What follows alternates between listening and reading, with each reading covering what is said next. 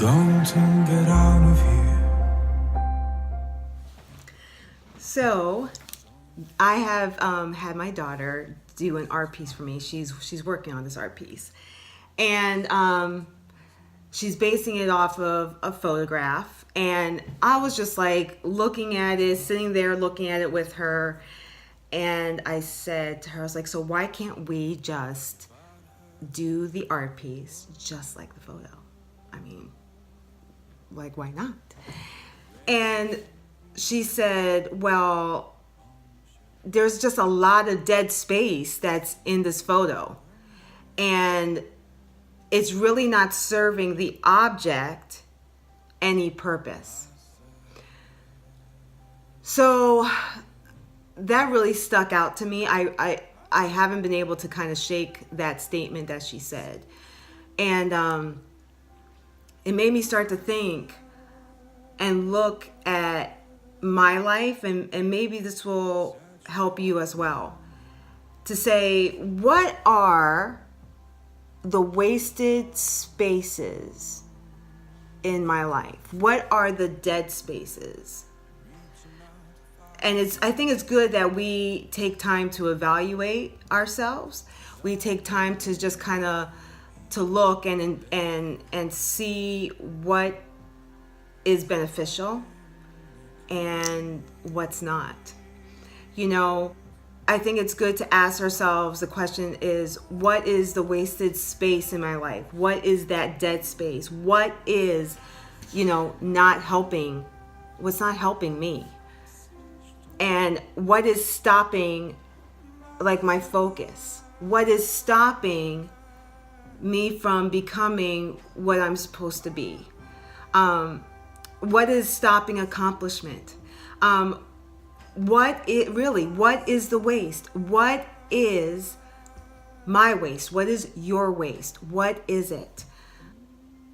So when we got back to the picture, it ended up being that she started like reconfiguring the picture, and which I thought was pretty awesome.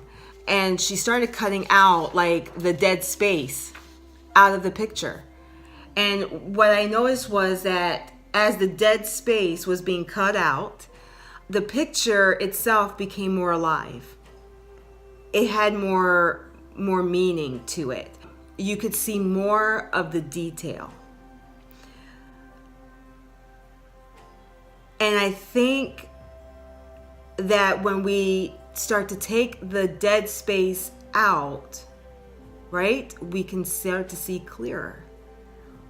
And so you get rid of the wasted spaces, you get rid of the deadness, because what ends up happening is that if you leave that deadness or that dark space, that empty space there, what happens is like the object kind of gets lost in the dark space. So it's like everything else overwhelms it. And that doesn't become the true focus.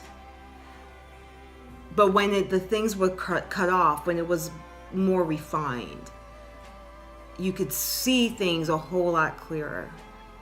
It doesn't get lost in the whole vacuum, which I think is pretty amazing. And we get rid of the things that are not beneficial to our lives. I think we become more focused and we become more clear. We become more laser targeted. We're not apt to be frivolous with our lives and our time. And so instead of the wasted spaces overwhelming the purpose and the goal starts to fill up the empty space, because it's removed, and now your life is more full instead of living a life that's empty. So what is not serving purpose in my life? What is not serving purpose in your life? What is not serving, forward movement? Like, what's not serving that? Because I think, I don't want to say think, I know, like, God wants our life to be abundant, right? So if our lives are to be lived abundantly and full, then you kind of have to cut off the dead stuff, the things that are not producing life, the things that are not helpful. So I know I'm making a commitment today to live a life that's full, a life that's rid of just empty spaces, dead spaces, to live a life that's clear, more targeted, more focused,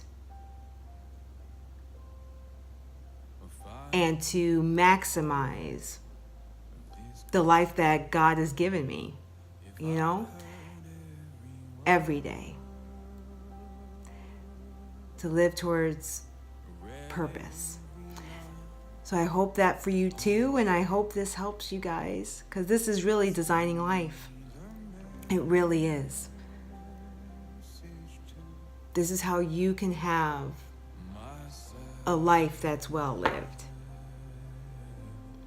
Hope you guys have a wonderful day. Bye.